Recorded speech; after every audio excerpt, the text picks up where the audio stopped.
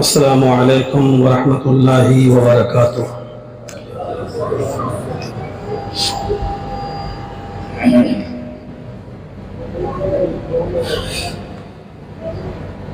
الحمد للہ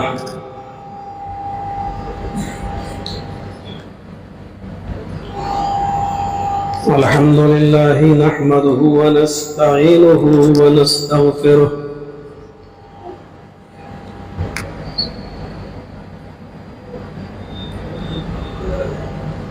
ونعوذ باللہ من شرور انفسنا ومن سیئات اعمالنا،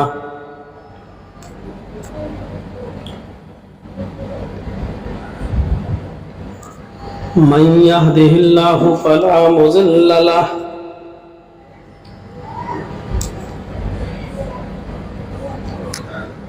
ومن يضلله فلا هادي له،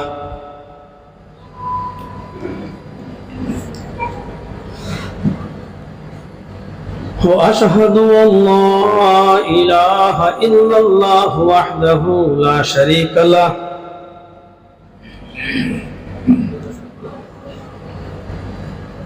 وأشهد أن محمدا عبده ورسوله،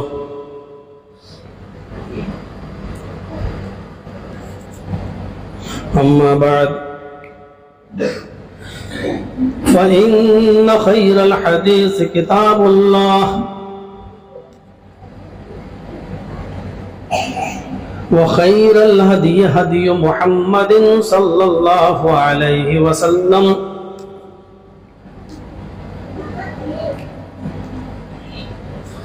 وشر الأمور محدثاتها وكل محدثة بدعة وكل بدعة ضلالة وكل ضلالة في النار۔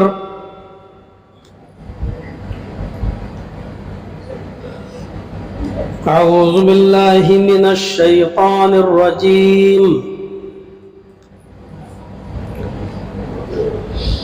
بسم الله الرحمن الرحيم۔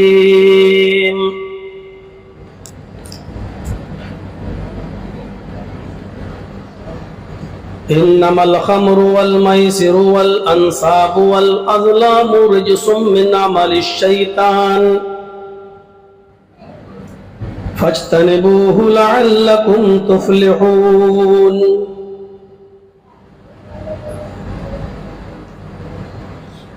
رب اشرح لي صدري ويسر لي أمري واحلل عقدة من لساني يفقهوا قولي۔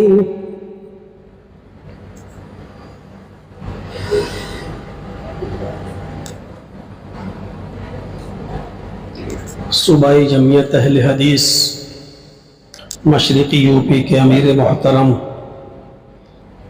حافظ عتیق الرحمن حافظہ اللہ،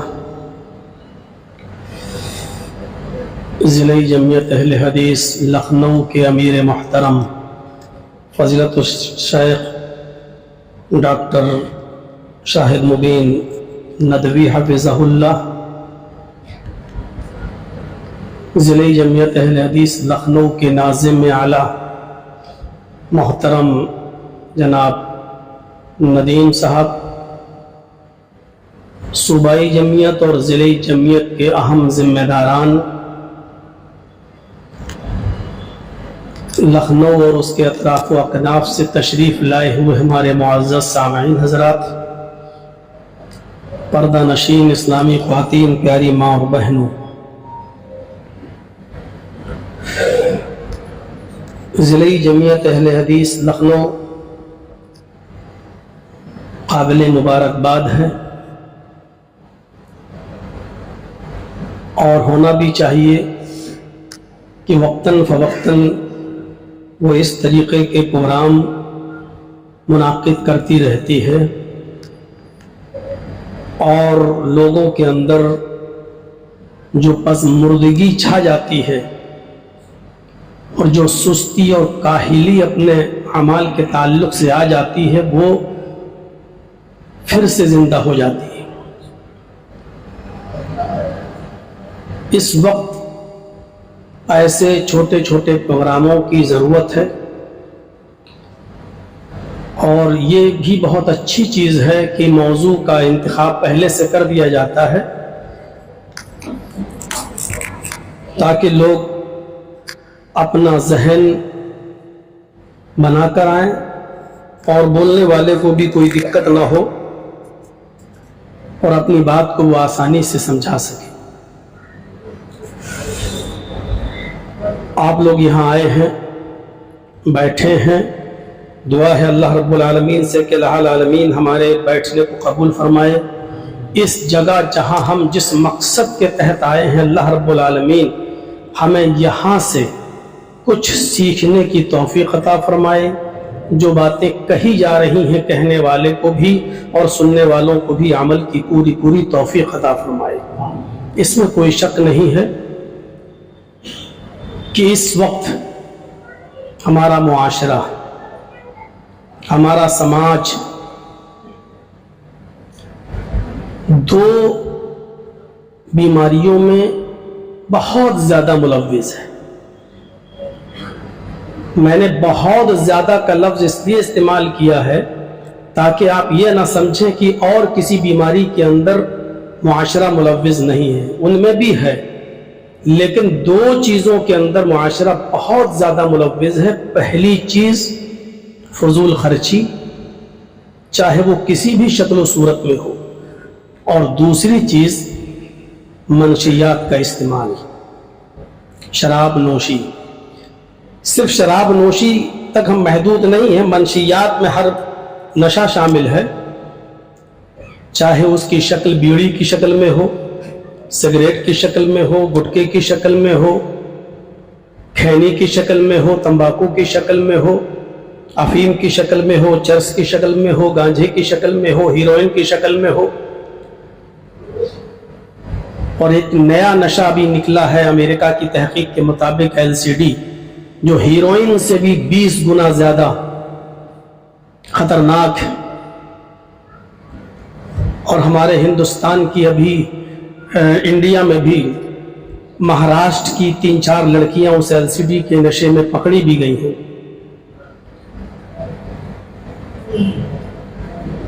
یہ نشہ بھی اس میں شامل ہے۔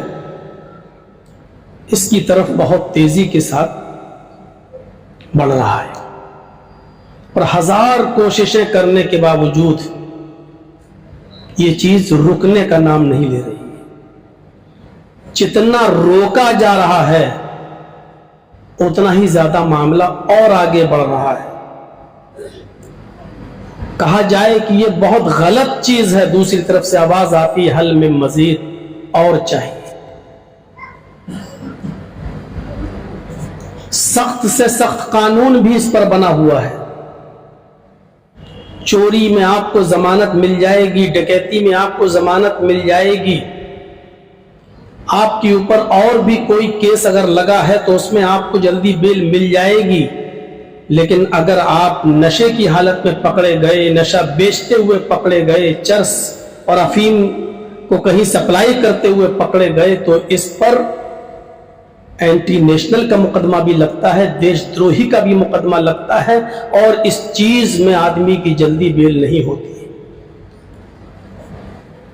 میں یہ بات اس بنیاد پر کہہ رہا ہوں کہ میرے ساتھ جو لوگ جیل کے اندر تھے، میں نے دیکھا ہے کہ وہ 15 اور 20 سال سے پڑے ہوئے ہیں اسی چیز کے اندر، اور ان کی بیلیں نہیں ہو رہی ہیں۔ کچھ لوگ تو آپ کے لکھنؤ کے بھی تھے، اور بارہ بنکی کے ٹیرا ٹکرا اور زید پور سائٹ کے بھی تھے۔ لیکن اس کے باوجود ہم یہ دیکھ رہے ہیں کہ اس چیز میں کمی واقع نہیں ہو رہی، لوگ بڑھتے جا رہے ہیں۔ یہ برائی شراب نوشی کی عرب کے اندر بھی تھی، اور زمانے جاہلیت میں تو اتنی تھی کہ لوگ اس کو پانی کی طرح استعمال کرتے تھے۔ شیخ صفی الرحمان صاحب مبارک پوری رحمت اللہ علیہ نے تو یہاں تک لکھا کہ لوگ دسترخوان پر جب بیٹھتے تھے تو پانی کی جگہ پر شراب کی بوتل رکھ لیا کرتے تھے، اور کھانا کھاتے کھاتے جب کوئی چیز اٹک جاتی تھی لقمہ ان کا اور پانی پینے کی ضرورت پڑتی تھی تو پانی کے بجائے وہ شراب سے اتارا کرتے تھے اس کو.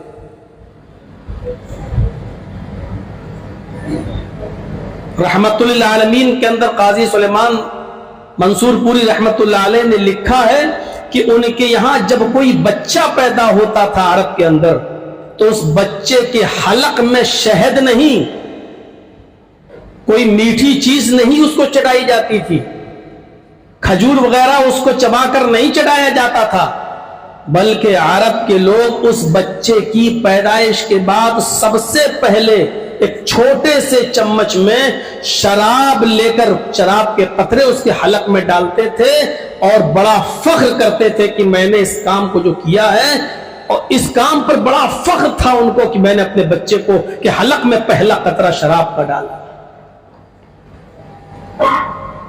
صورتحال بہت خراب تھی. ہم مسند احمد اور موطا امام مالک کی حدیثوں کی طرف جائیں تو جب شراب حرام نہیں ہوئی تھی تو پتہ چلتا ہے کہ ہمارے کچھ صحابہ، ایک دو صحابی ایسے بھی ملتے ہیں جنہوں نے شراب کے نشے میں بجائے اپنی بیوی کے اپنی بیٹی تک کا ہاتھ پکڑ لیا تھا. یہ الگ بات ہے کہ بیوی بیچ میں آ گئی اور اس نے اپنی بیٹی کو اپنے شوہر کے چنگل سے چھڑا کر شوہر کو کمرے میں بند کر دیا. ان تمام حالات کو دیکھتے ہوئے حضرت عمر فاروق رضی اللہ تعالیٰ عنہ بار بار اللہ کے رسول صلی اللہ علیہ وسلم سے کہا کرتے تھے کہ اللہ کے نبی شراب کی حرمت کا اعلان کیجئے، یہ چیز اچھی نہیں ہے، ہماری دورس نگاہ بتا رہی ہے کہ اس کے بڑے نقصان، آگے بہت نقصان ہوں گے اس کے. لیکن نبی اکرم صلی اللہ علیہ وسلم حضرت عمر فاروق کی بات نہیں مانتے تھے اور کہہ دیتے تھے کہ نہیں، جو قوم پیدا ہوتے ہی اپنے بچے کو شراب کا قطرہ حلق میں ڈالتی ہو، جس کی رگ رگ میں شراب بسی ہوئی ہو، نشہ بسا ہو، وہ لوگ شراب نہیں چھوڑ سکتے. اگر ہم شراب کو ایک دم حرام کر دیں گے، منع کر دیں گے، تو ایسا نہ ہو کہ شراب کے ساتھ ساتھ یہ لوگ بھی اسلام سے دور ہو جائیں اور یہ کہے کہ جب ہمارے محبوب چیز کہ پینے سے ہم کو روک دیا گیا تو اب ہمیں کو اسلام میں رہنے سے کیا فائدہ. اس لیے قرآن کی آیتیں اگر آپ پڑھیں گے تو آپ نظر ڈالیں گے شراب فوراً حرام نہیں ہوئی ہے، شراب فوراً حرام نہیں ہوئی ہے. عربی زبان میں شراب کو خمر کہا جاتا ہے اور خمر کا معنی ہوتا ہے ڈھانکنا، چھپانا. حضرت عمر فاروق رضی اللہ تعالیٰ عنہ شراب کی تعریف یہ کیا کرتے تھے کہ الخمر ما خامر العقل، خمر اس کو کہتے ہیں، شراب اس کو کہتے ہیں جو عقل کو ڈھانپ دے، جو عقل کو زائل کر دے، سوچنے اور سمجھنے کی صلاحیت کو ختم کر دے. یہ ہے خمر. سعودی میں اس زمانے میں انگور سے شراب بنائی جاتی تھی تو ہمارے بہت سے فقہا نے یہاں سے یہی مسئلہ نکال لیا کہ وہی شراب حرام ہے جو انگور سے بنی ہوئی ہو. دوسری چیزوں سے اگر وہ بنتی ہے تو وہ حرام نہیں ہے، وہ بس اتنی ہی حرام ہے جس گھونٹ میں آپ کو نشہ آئے. مثلا آپ نے 1 گھونٹ پیا نشہ نہیں آیا، 2 گھونٹ پیا نشہ نہیں آیا، 10 گھونٹ پیا 10ویں گھونٹ میں نشہ آ گیا تو وہ 10واں گھونٹ ہی آپ کے اوپر حرام ہوگا اور 9 گھونٹ آپ کے اوپر حرام نہیں ہوں گے. حضرت عمر فاروق رضی اللہ تعالیٰ عنہ نے شراب کی تعریف کیا کی ہے؟ الخمر ما خامر العقل، ہر وہ چیز شراب ہے، ہر وہ چیز خمر ہے جو آپ کی عقل کو ڈھانپ دے، چاہے وہ انگور سے بنی ہوئی ہو، چاہے وہ جو سے بنی ہوئی ہو، چاہے وہ کشمش سے بنی ہوئی ہو، چاہے وہ کسی بھی چیز سے وہ بنی ہوئی ہو. اب بہار میں چلے جائیے اور بنگال میں اور خاص طور پر جھارکھنڈ کے علاقے میں چلے جائیے جہاں آدیواسی لوگ رہتے ہیں. ہم لوگ جاتے ہیں وہاں پروگرام کرنے کے لیے تو وہاں آدیواسی لوگوں کی کا مشروب، پسندیدہ محبوب مشروب ہے تاڑی. وہ چاول کو سڑا کر بناتے ہیں اور باقاعدہ سڑکوں پر بیچتے ہیں اس کو. تو اب کیا مطلب ہوا کہ چاول سے جو چیز بنائی جائے اور اس میں نشہ آ جائے تو تو کیا وہ حرام نہیں ہوگی؟ کیا اس کی دلیل یہ دی جائے گی یہ تو صاحب چاول سے بنی ہوئی ہے؟ حضرت عمر فاروق کے بیٹے عبداللہ تو یہاں تک کہتے تھے کہ کلو مسکرن خمر کلو خمر حرام، ہر وہ چیز جو نشہ پیدا کر دے وہ خمر ہے، جس چیز سے بھی نشہ آئے، جس چیز سے بھی نشہ پیدا ہو جائے وہ خمر ہے، وہ شراب کے حکم میں ہے۔ اور کل خمر حرام، اور ہر شراب حرام ہے، یعنی ہر نشہ حرام ہے، چاہے وہ بیڑی کی شکل میں ہو، سگریٹ کی شکل میں ہو، خینی کی شکل میں ہو، تمباکو کی شکل میں ہو۔ اور سب سے بڑا تعجب تو یہاں ہوتا ہے کہ اکثر شادیوں میں بارات کے موقع پر جب نکاح ہوتا ہے اور جب وہ ٹرے گھومتی ہے تو اس میں جہاں پان ہوتا ہے وہیں پر ایک طرف کھینی بھی ہوتی ہے، سگریٹ بھی ہوتی ہے اور بیڑی بھی ہوتی ہے، اور یہ چیزیں ایسی مقدس جگہوں پر سرو کی جاتی ہیں جس کو ہم نکاح سنت کے نام سے، جس کو ہم نکاح نبوی کے نام سے، جس کو ہم سنت کے نام سے جانتے ہیں اور کہتے ہیں کہ یہ تو نکاح تو ہمارے نبی کی سنت ہے، اور اس موقع پر یہ ساری کی ساری چیزیں سپلائی کی جاتی ہیں۔ مجھے آج تک جتنی شادیوں میں جانے کا اتفاق ہوا ہے، مجھے تو کوئی ایک شادی بھی ایسی نہیں ملی ہے جس کے اندر جہاں بہت سی چیزیں، چائے، کافی اور یہ سب کچھ سرو ہوتا ہو اور وہاں پر بیڑی، سگریٹ، کھینی اور پان اور تمباکو بھی سرو نہ ہوتا ہو۔ میں نے یہ چیز بڑے بڑے حاجیوں کی شادیوں میں بھی دیکھی، حاجی جو اپنے بیٹوں کی شادی کر رہا ہے ان میں بھی دیکھی۔ نہیں بچا ہے ہمارا معاشرہ۔ شراب کی حرمت کا اعلان بیک وقت اللہ کے نبی نے بھی نہیں کیا۔ حضرت عائشہ صدیقہ فرماتی ہیں کہ شراب کی حرمت کا اعلان بہت دھیرے دھیرے، بہت حکمت اور بہت مصلحت کے ساتھ نبی اکرم نے کیا ہے۔ قرآن کی پہلی آیت جو مکے میں شراب کے تعلق سے نازل ہوتی ہے، اس آیت پر ذرا آپ نظر ڈالیں۔ اس کے اندر شراب کا نام تو لیا گیا، نشے کا نام تو لیا گیا، لیکن حرمت کا اعلان نہیں کیا گیا۔ وَمِن ثَمَرَاتِ النَّخِيلِ وَالْأَعْنَابِ تَتَّخِذُونَ مِنْهُ سَكَرًا وَرِزْقًا حَسَنًا۔ سکر کا لفظ آیا ہے یہاں، اور یہاں اللہ رب العالمین نے کیا فرمایا؟ کھجوروں اور انگوروں کے درختوں میں سے جو پھل لگے ہیں، کھجور اور انگوروں کے درختوں سے جو پھل لگتے ہیں، نہیں کھجور کے اور انگور کے، تتخذون منہ سکرن، جن سے تم نشہ بناتے ہو، جن سے تم شراب بناتے ہو، ورزقا حسنا، اور عمدہ رزق بھی۔ کھجور سے عمدہ رزق بھی حاصل کرتے ہو، انگور سے عمدہ رزق بھی حاصل کرتے ہو، لیکن کھجوروں اور انگوروں کے درختوں سے، ان کے پھلوں سے تم شراب بھی بناتے ہو۔ یہاں اللہ رب العالمین نے سکر کا لفظ استعمال کیا، شراب بناتے ہو، لیکن سکر کے ساتھ حسنہ کا لفظ استعمال نہیں کیا۔ سکرن ورزقن حسنہ، اور عمدہ رزق، رزق کے ساتھ حسن کا ذکر کرنا اس بات کی دلیل ہے کہ ان سے جو تم پاکیزہ رزق تیار کرتے ہو وہ بہت ٹھیک ہے، لیکن جو تم نشہ تیار کرتے ہو یہ بہت اچھی چیز نہیں ہے۔ دیکھیے سکر کے ساتھ حسن کا لفظ استعمال نہیں کیا۔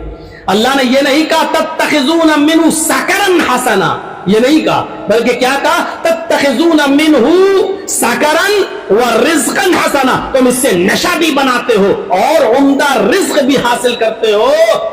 سکر نشہ بناتے ہو ٹھیک ہے، لیکن یہ بہت اچھی چیز نہیں ہے۔ اشارہ کیا ہے کہ اس سے بچنا چاہیے، اس سے پرہیز کرنا چاہیے۔ یہاں سے اپنا ذہن کو بنائیے، یہ مکے کے اندر آیت نازل ہوئی ہے لیکن ڈائریکٹ حرمت کا اعلان نہیں کیا۔ اس کے بعد جب اللہ کے نبی جناب محمد رسول اللہ صلی اللہ علیہ وسلم مدینہ تشریف لے گئے تو مدینہ کے اندر جانے کے بعد بھی آپ نے ڈائریکٹ شراب کو حرام قرار نہیں دیا، ڈائریکٹ شراب کو حرام قرار نہیں دیا، جانتے تھے. ابھی تو مکے کے لوگ ہی ایسے تھے, اب تو مدینہ میں بھی آئے اور یہاں کے لوگ بھی شراب کے دل دادا ہیں, یہاں کے لوگ بھی شراب کے رسیاں ہیں. ہم ڈائریکٹ اگر شراب کو حرام قرار دے دیں گے تو یہ لوگ بھاگ جائیں گے, بکھر جائیں گے, دور چلے جائیں گے. کہیں ایسا نہ ہو کہ اسلام ہی چھوڑ بیٹھے. یہاں پر بھی ڈائریکٹ حرام نہیں ہوئی. مدینے کے اندر شراب کی طرف اشارہ کرتے ہوئے دوسری آیت نازل ہوتی ہے, يَسْأَلُونَكَ عَنِ الْخَمْرِ وَالْمَيْسِرِ قُلْ فِيهِمَا إِثْمٌ كَبِيرٌ وَمَنَافِعُ لِلنَّاسِ وَإِثْمُهُمَا أَكْبَرُ مِن نَّفْعِهِمَا. قرآن کی اس دوسری آیت پر ذرا آپ نظر ڈالیں, یہاں پر بھی حرام نہیں ہوئی. اللہ تبارک و تعالیٰ نے شراب کی حرمت کا اعلان نہیں کیا, بلکہ کیا کہا, يَسْأَلُونَكَ عَنِ الْخَمْرِ وَالْمَيْسِرِ. اے ہمارے نبی, اے محمد صلی اللہ علیہ وسلم, یہ لوگ آپ سے شراب اور جوئے کے بارے میں سوال کرتے ہیں, پوچھتے ہیں. يَسْأَلُونَكَ عَنِ الْخَمْرِ وَالْمَيْسِرِ, یہ لوگ مدینے والے, یہ ان کے دل دادا آپ سے شراب اور جوئے کے بارے میں پوچھتے ہیں. ان سے کہہ دو, قل, ان سے کہہ دو, فیہما اثم کبیر, ان دونوں کے اندر بہت بڑا گناہ ہے اور دنیاوی اعتبار سے منافع للناس, لوگوں کے لیے ان دونوں چیزوں میں بہت نفع بھی ہے, دنیاوی اعتبار سے کچھ نفع بھی ہے. دیکھیے شراب اور جوئے کے نفع کا قرآن انکار نہیں کر رہا. کچھ لوگ شراب اس لیے پیا کرتے تھے کہ کسی غریب کی مدد کرنا ہے, ایسے کسی کو پیسہ دینے میں, مدد کرنے میں ان کو تکلیف ہوتی تھی, لو اتنی محنت سے کمایا سب غریبوں کو دے دوں. تو شراب اس لیے پی لیا کرتے تھے کہ شراب کے نشے میں دھت ہو جاتے تھے اور لٹا دیا کرتے تھے, لو لے جاؤ. اب شراب کے نشے میں ہوش ہی نہیں, ہم کتنا دے رہے ہیں, لے جاؤ. جوا کچھ لوگ اس لیے بھی کھیلا کرتے تھے, ایسے کسی کی مدد کریں گے تو تکلیف ہوتی تھی, لو بڑی محنت سے کمایا. جوئے میں ہار جائیں گے, کسی غریب سے کوئی تکلیف نہیں ہوتی تھی, چلو صبر آ گیا, ہم ہار گئے اور کسی غریب کے پاس چلا گیا. پڑھیے رحیق المختوم صفی الرحمن صاحب مبارک پوری کی, انہوں نے یہ دو نفع کا ذکر کیا ہے. وہ شراب اس لیے پیا کرتے تھے کچھ لوگ کہ تاکہ ہم شراب کے نشے میں لٹا دیں اپنا مال. دیکھیے نیت اچھی تھی. جوا اس لیے کھیلا کرتے تھے کہ رقم غریبوں سے ہار جائیں. قرآن نے دنیاوی اعتبار سے ان دونوں کے نفع کا انکار نہیں کیا ہے. کیا کہا, وَمَنَافِعُ لِلنَّاسِ, لوگوں کے لیے دنیاوی اعتبار سے اس میں کچھ نفع بھی ہے, فائدہ بھی ہے. کسی کو نیند نہیں آ رہی ہے, ٹینشن ہے, ایک پوا چڑھایا ہے, بہترین نیند آ گئی, صبح موڈ فریش. قرآن اس کے نفع کا انکار نہیں کر رہا ہے, لیکن آگے کیا کہہ رہا ہے, آگے کیا کہہ رہا ہے, اثمها اکبر من نفعہما.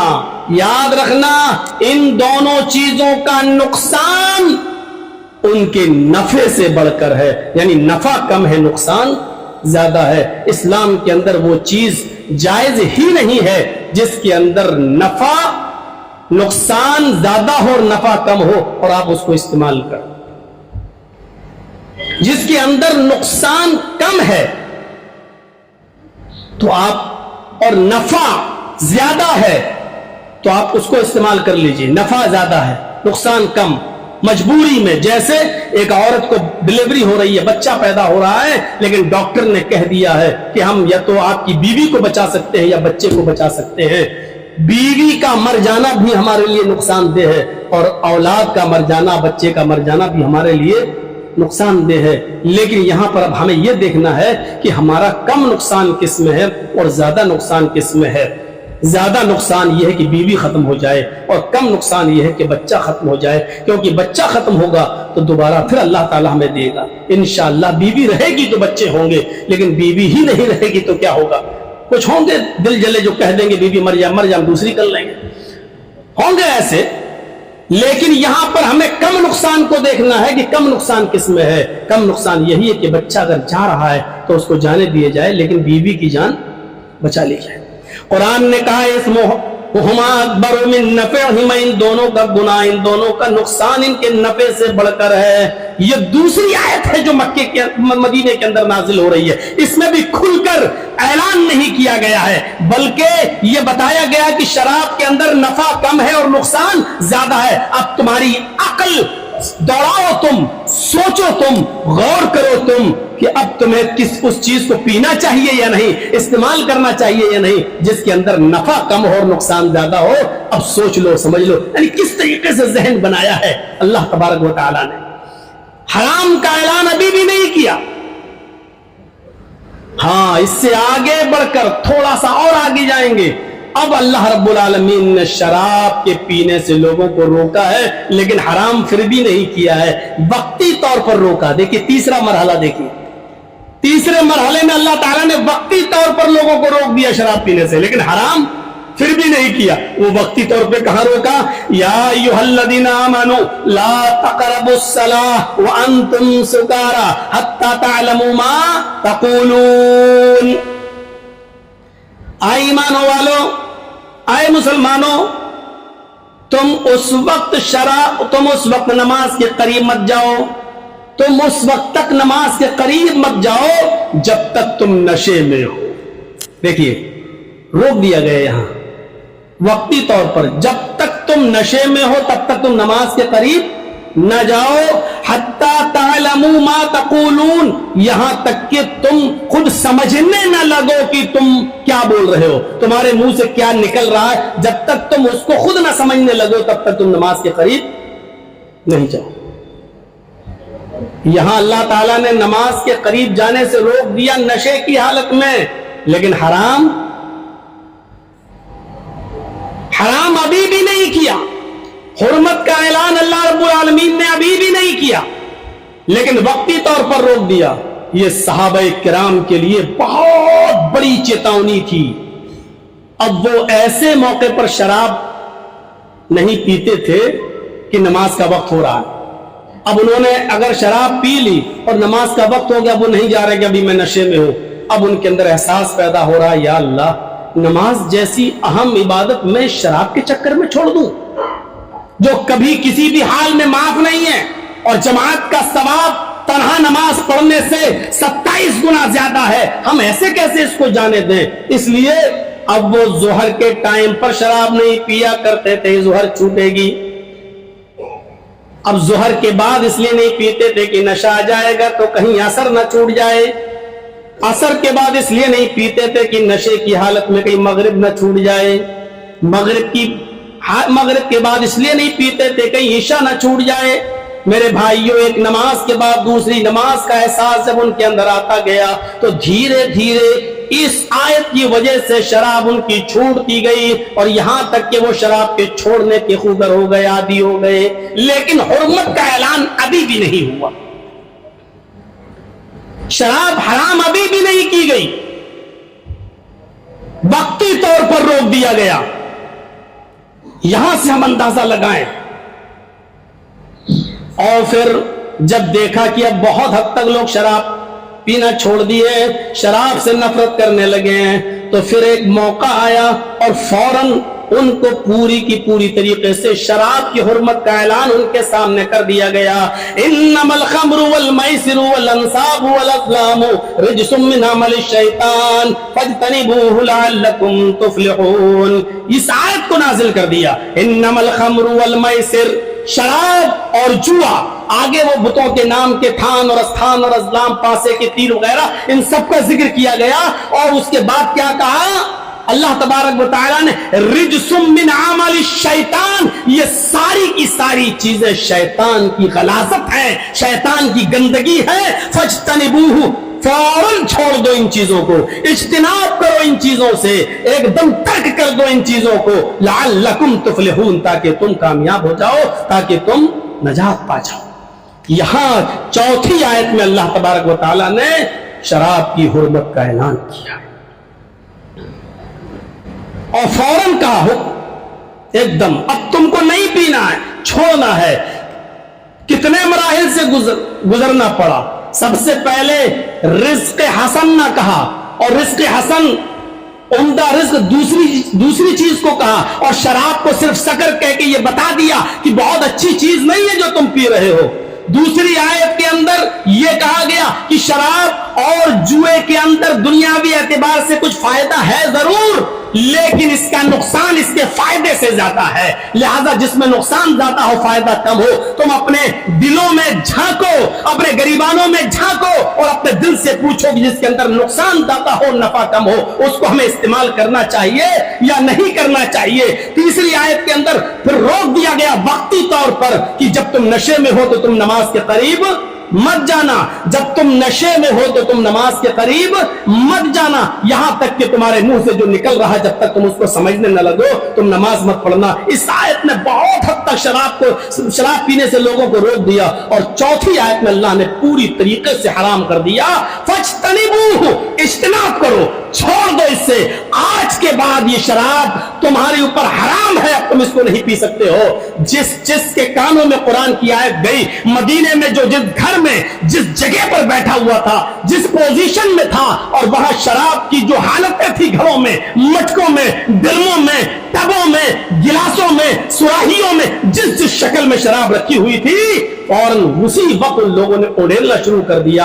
انسائکلوپیڈیا آف برٹانیکا کا کرسچن رائٹر یہ لکھتا ہے کہ جس دن یہ قرآن کی آیت نازل ہوئی، مدینے کے مسلمانوں نے شراب کے گھڑے اور مٹکے ایسے اڑیلے کہ شراب نالیوں سے باہر نکل آئی اور سڑکوں پر دکھنے لگی، ایسا لگ رہا تھا جیسے مدینے میں شراب کا سیلاب آ گیا ہو، لوگوں نے ایک دم شراب کو بہا دیا تھا۔ اتنی جلدی آمنا صدقنا کسی کی آواز پر نہیں کہا گیا جتنی جلدی محمد رسول اللہ کی آواز پر کہا گیا۔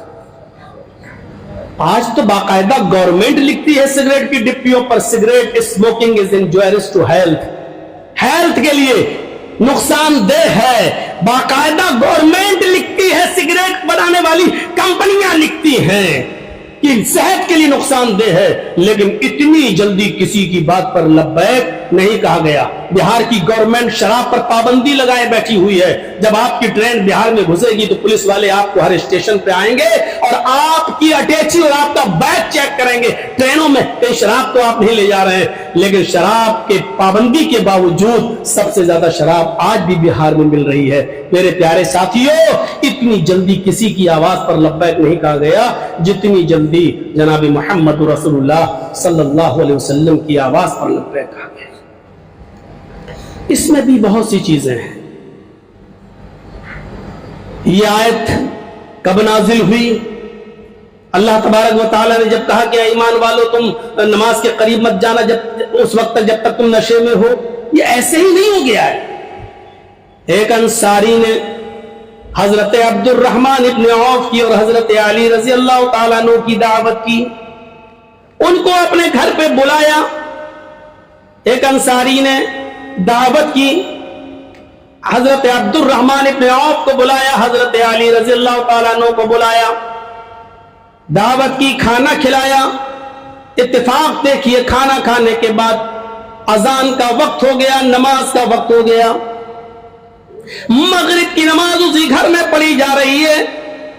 نماز پڑھانے والے صحابی حضرت عبد الرحمن ابن عوف ہے، نماز پڑھانے کے لیے کھڑے ہو جاتے ہیں، وہ انصاری بھی پیچھے کھڑا ہو گیا، حضرت علی بھی پیچھے کھڑے ہو گئے۔ نماز ہونے لگی، شراب نے اپنا کام کرنا شروع کر دیا، دماغ پہ چھانے لگی، نشہ آنے لگا، اور نشے کی حالت میں یہ نماز پڑھا رہے ہیں، نشے کی حالت میں یہ نماز پڑھائی جا رہی ہے۔ عبد الرحمن ابن عوف نماز پڑھا رہے ہیں، سورہ فاتحہ تک گاڑی تو بالکل صحیح چلتی ہے، الحمدللہ رب العالمین الرحمن الرحیم مالک یوم الدین ایاک نعبد و ایاک نستعین غیر المغضوب علیہم ولا الضالین، یہاں تک گاڑی بالکل ٹھیک چلی۔ اس کے بعد میں عبد الرحمن ابن عوف نے جب کوئی سورت پڑھنا شروع کی تو وہ سورت تھی سورہ کافرون۔ سورہ کافرون دراصل یوں ہے، قُلْ يَا أَيُّهَا الْكَافِرُونَ لَا أَعْبُدُ مَا تَعْبُدُونَ۔ عبد الرحمن ابن عوف جب نماز پڑھا رہے ہیں تو انہوں نے نماز میں یہ آیت بدل دی، نشہ اپنا کام کر رہا ہے, شراب اپنا کام کر رہی ہے, اور ان کی زبان سے یہ کلمات نکلنے لگے, قُلْ يَا أَيُّهَا الْكَافِرُونَ نَحْنُ نَعْبُدُ مَا تَعْبُدُونَ. ہے کیا؟ لا اعبد ما تعبدون, میں ان کی عبادت نہیں کرتا جن کی عبادت تم کرتے ہو, میں ان کی عبادت نہیں کرتا جن کی عبادت تم کرتے ہو. اور یہ کیا کہہ رہے ہیں؟ اے نبی کہہ دو کہ اے کافرو, نحن نعبد ما تعبدون, ہم بھی انہی کی عبادت کرتے ہیں جن کی عبادت تم کرتے ہو. قرآن کی آیت ہی بدل گئی,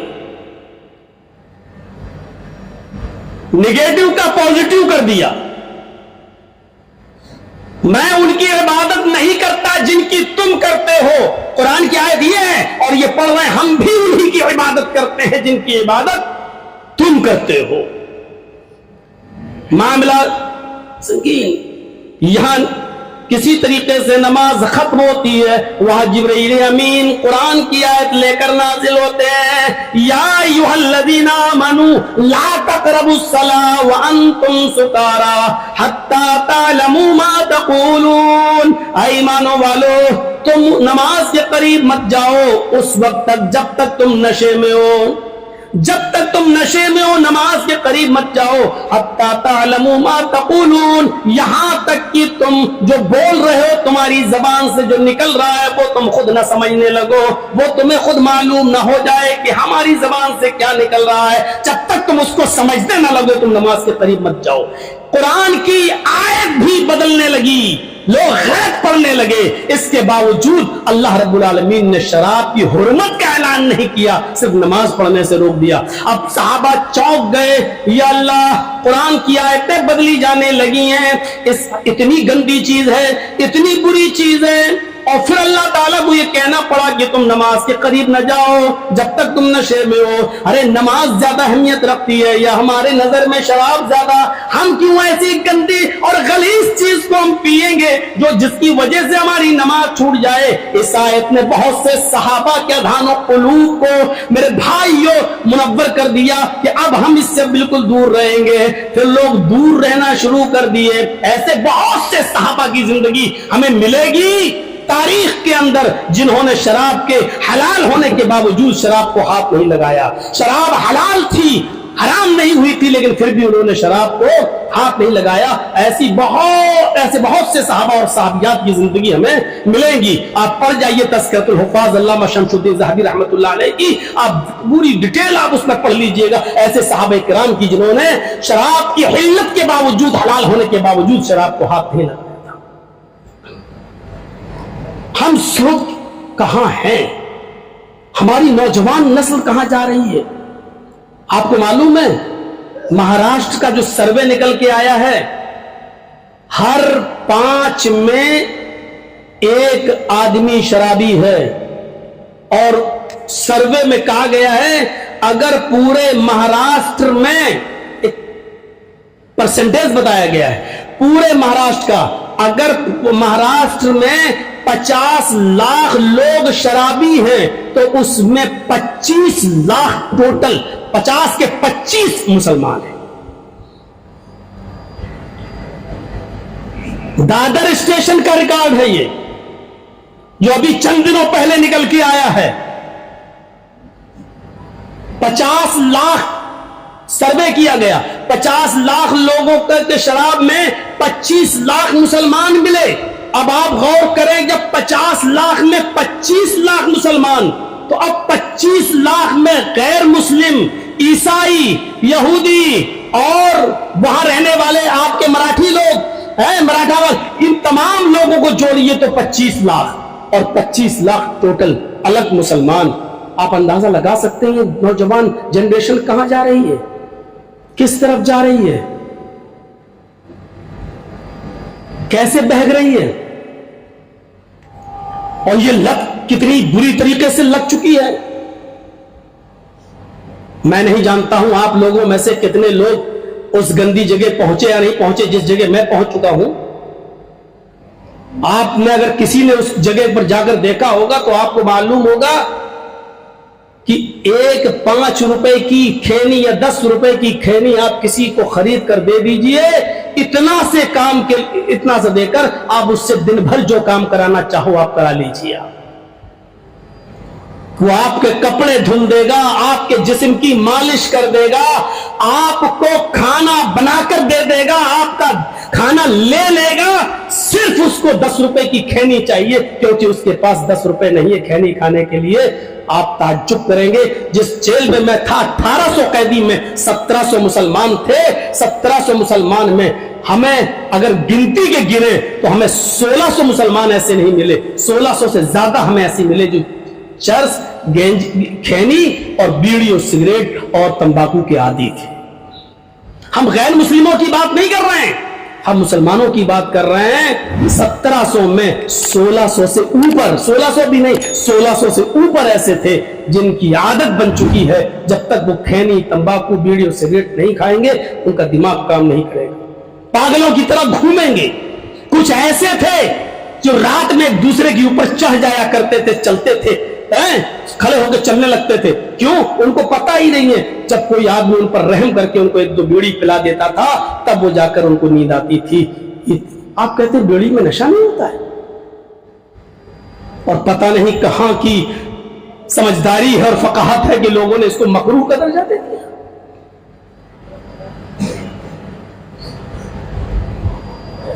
نہ ملے تو وہ رات میں ایک دوسرے کے اوپر چڑھنے لگتے تھے، چلنے لگتے تھے، اٹھاتے تھے، مطلب چل رہے ہیں، بس رونگتے چلے جا رہے ہیں ایک دوسرے۔ کچھ قیدی تو میں نے ایسے دیکھے کہ رات میں جیل کا تالا کھلوا کر ان کے لیے باہر سے منگوائی گئی کیونکہ اس کے بغیر حالت ان کی خراب ہو رہی تھی۔ بیڑی پلا دو تو معاملہ صحیح، نہیں تو ایسی بیماری میں مبتلا ہو جائیں گے جس پر ہزاروں روپیہ خرچ کیا جائے۔ یہ لت لگ کیسے رہی ہے؟ اتنی خطرناک لت۔ آئیے ایک جگہ صحابہ کرام بیٹھے ہوئے ہیں، انصاری بھی بیٹھے ہوئے ہیں اور مہاجرین بھی بیٹھے ہوئے ہیں۔ یہاں پر بھی دیکھ لیجئے کیا ہو رہا ہے۔ انصار اور مہاجرین بیٹھے ہوئے ہیں، کھانے کا دور چلا، دونوں نے کھانا کھایا، انصاریوں نے بھی اور مہاجرین نے بھی۔ اس کھانے کے دور کے بعد شراب کا دور چلا، شراب بھی پی جا رہی ہے۔ اب شراب کے نشے میں دھت ہیں۔ انصاری کہتے ہیں مہاجرین سے افضل ہیں، اور مہاجرین ٹنکے کی چوٹ پہ کہنے لگے ہم انصاریوں سے افضل ہیں۔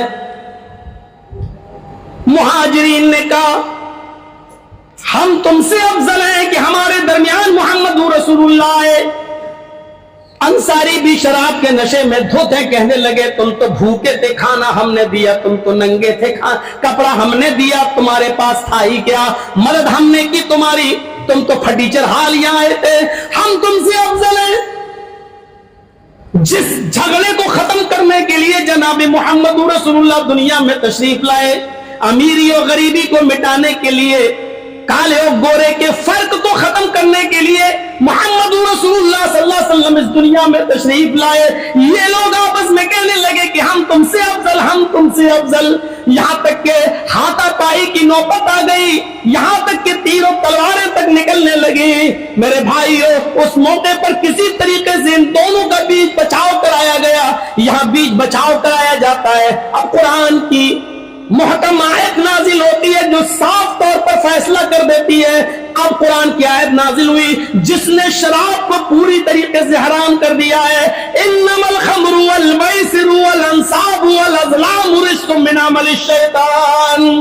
جب قرآن پڑھ رہے تھے اس میں غلطی کر رہے تھے تو نماز سے روکا جا رہا ہے، لیکن اب تو تم نے ایک دوسرے کو مارنے کا پلان بنا لیا، ایک دوسرے کو سے افضل قرار ہونے، اپنے آپ کو دعویٰ کرنے لگے، ایک دوسرے کو نیچا سمجھنے لگے، بھائی چارہ ختم ہو رہا ہے، مار پیٹ کی نوبت آ رہی ہے۔ اس چیز کے لیے تو میں نے نبی اکرم کو بھیجا تھا کہ آپ ان تمام چیزوں کو ختم کریں۔ جب یہی ساری کی ساری چیزیں تمہارے اندر پائی جا رہی ہیں تو سنو، اس شراب کی وجہ سے تم نے بھائی چارے کو ختم کیا، اس شراب کی وجہ سے تم نے تیر و تلواریں نکالی ہے، اس شراب کی وجہ سے تم ایک دوسرے سے اپنے آپ کو افضل قرار دینے لگے۔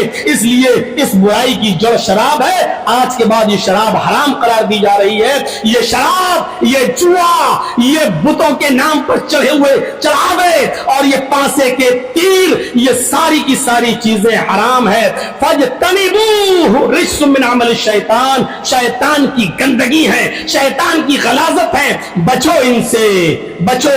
لَعَلَّكُمْ تُفْلِحُونَ، اگر کامیاب ہونا چاہتے ہو تم تو ان ساری چیزوں کو آج چھوڑ دو، ان ساری چیزوں کو آج سے چھوڑ دو، حرام کر دیا گیا۔ یہیں سے شراب کے مٹکے پھوڑے گئے۔ میرے بھائیوں، آئیے اب ہم اندازہ لگا سکتے ہیں کہ شراب کا نقصان کیا ہے۔ شراب پینے کے بعد انسان اپنے آگے کسی کو کچھ سمجھتا ہی نہیں ہے، اس کی حیثیت ہی سب کچھ ہے، بڑے سے بڑے آدمی کو بھی وہ کچھ نہیں سمجھتا۔ اور اگر آپ کو یقین نہیں آتا تو آپ چلیے بخاری شریف کی اس حدیث کی طرف، جب شراب حرام نہیں ہوئی تھی تو حضرت علی رضی اللہ تعالی عنہ کی ایک اونٹنی کسی میدان میں گھاس کھا رہی تھی، چر رہی تھی، اور وہیں پر ایک مغنیہ گانا گا رہی تھی۔ حضرت حمزہ اس شو میں موجود تھے، اس مغنیہ کا گانا سن رہے تھے، بڑا دل فریب گانا۔ مغنیہ اس دور میں بھی شراب کے نشے میں دھت، وہ بڑی اشلیل ڈانس کر رہی تھی، بڑا بیہودہ گانا گا رہی تھی، اور اس نے حضرت حمزہ کو چڑھا دیا۔ اس اونٹنی کی طرف اشارہ کرتے ہوئے حضرت حمزہ کو چڑھایا۔ الا یا حمزہ للشرف النوا، اے حمزہ تو موٹی اونٹنیوں کے لیے پیدا ہوا ہے، تیرے لیے کسی اونٹنی کا پیڑ چاک کر کے اس کا کلیجہ نکال کر میرے حوالے کر دینے میں کیا برائی ہے؟ تیرے لیے کیا پرابلم ہے؟ تو بہادر ہے، تو ان موٹی اونٹنیوں کے لیے ہی پیدا ہوا ہے۔ چڑھ گئے صاحب، مغنیہ گانا گا رہی ہو، اشلیل ڈانس کر رہی ہو، یہ چڑھ گئے، یہ گئے، اور انہوں نے خنجر نکالا، حضرت علی رضی اللہ تعالی عنہ کی اس اونٹنی کا پیٹ چاک کر دیا۔ حضرت علی رضی اللہ تعالی عنہ کی اس اونٹنی کا پیٹ چاک کر دیا، پھاڑ دیا، اور گوشت کا جو حصہ وہ مانگ رہی تھی اس کو نکال کے دے دیا۔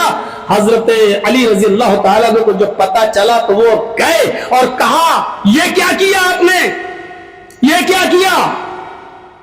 شراب پیے ہوئے تھے، وہ نشے میں تھے، اس وقت کی بات بتا رہا ہوں جب شراب حرام نہیں ہوئی تھی۔ انہوں نے حضرت علی کو برا بھلا کہہ دیا۔ حضرت علی رضی اللہ تعالیٰ عنہ اللہ کے نبی صلی اللہ علیہ وسلم کے پاس آتے ہیں، پورے حالات کا تذکرہ کرتے ہیں، اے اللہ کے نبی مجھے انصاف دلائیے، میری موٹی تازی اونٹنی کا پیٹ حضرت حمزہ نے چاک کر دیا۔ اللہ کے نبی نے کہا ایسا کیسے کر دیا؟ چلو تو۔ جب چلے تو گئے تو کہا کہ چچا یہ کیا کیا آپ نے؟ حضرت علی کی اونٹنی کا پیٹ چاک کر دیا، پھاڑ دیا، اس کو مار ڈالا، چلیے اس کی قیمت دیجئے۔ لیکن وہ تو شراب کے نشے میں دھت تھے۔ حضرت حمزہ نے شراب کے نشے میں کیا کہا؟ جاؤ یہاں سے، تم سب میرے باپ کے غلام ہو۔ بخاری شریف کی حدیث کے الفاظ، تم سب میرے باپ کے غلام ہو، جاؤ۔